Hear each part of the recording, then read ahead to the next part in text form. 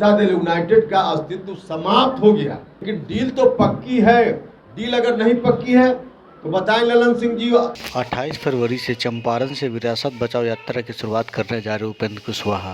आपको बता दें कि यात्रा की शुरुआत भितिहरवा के गांधी आश्रम से होगी। इस यात्रा के दौरान लोगों से मिलकर उपेंद्र कुशवाहा बिहार को बचाने की बात करेंगे। कल जिस तरीके से तेजस्वी यादव ने सीएम को 2 घंटा इंतजार कराया है, इससे सब पता चलता है कि डील हो गई है। अब सीएम कमजोर हो गए हैं। राजद के विधायक अब बोल रहे हैं कि तेजस्वी होली के बाद सीएम बनेंगे। जदयू ने अपना समाप्त खत्म कर चुका है, उनका अस्तित्व भी खत्म हो चुका है। वही उपेंद्र कुशवाहा ने बताया कि ललन सिंह चुप क्यों हैं, उनको बोलना चाहिए इस पर। बजट के बाद सिर्फ औपचारिकता बची है तेजस्वी के सीएम बनने की। जिस दिन हमने पार्टी अनाउंस किया उसी दिन जनता दल यूनाइटेड के राष्ट्रीय अध्यक्ष ने कहा है नीतीश कुमार जी की बातों से ठीक उलट नीतीश जी ने पहले ही घोषणा कर दी है कि अगला तेजस्वी यादव, और ललन सिंह जी ने कह दिया, आप लोगों के सामने कहा कि नहीं ऐसा कुछ नहीं, हमने नहीं कहा है।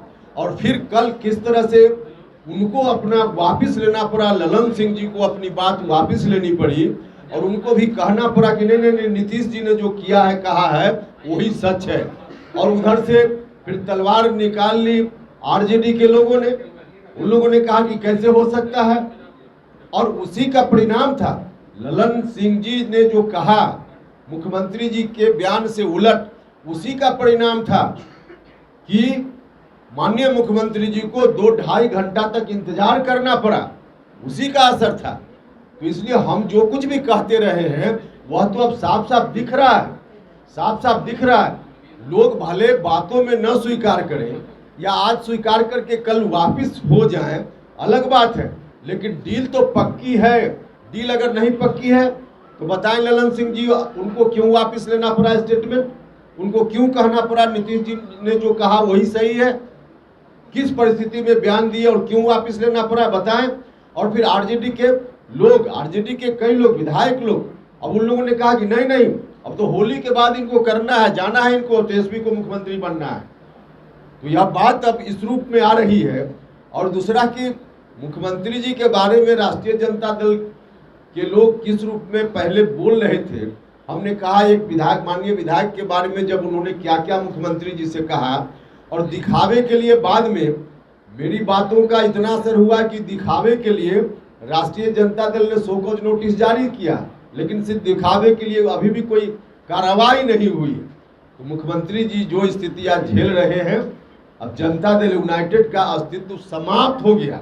जनता दल यूनाइटेड अगर वास्तव में अस्तित्व में होता तो ललन सिंह भिड़ जाते, कहते कि नहीं जो हम कह रहे हैं वही सही है, राष्ट्रीय अध्यक्ष है। लेकिन उनको वापस लेना पड़ा।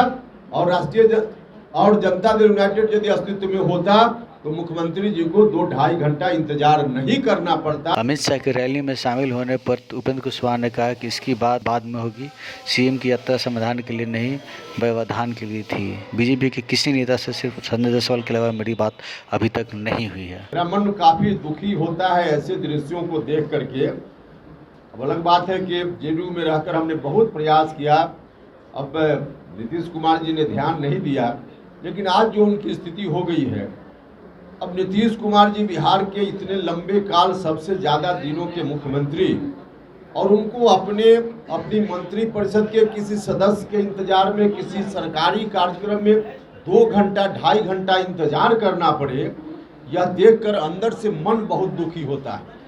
क्या स्थिति हो गई नीतीश कुमार जी की।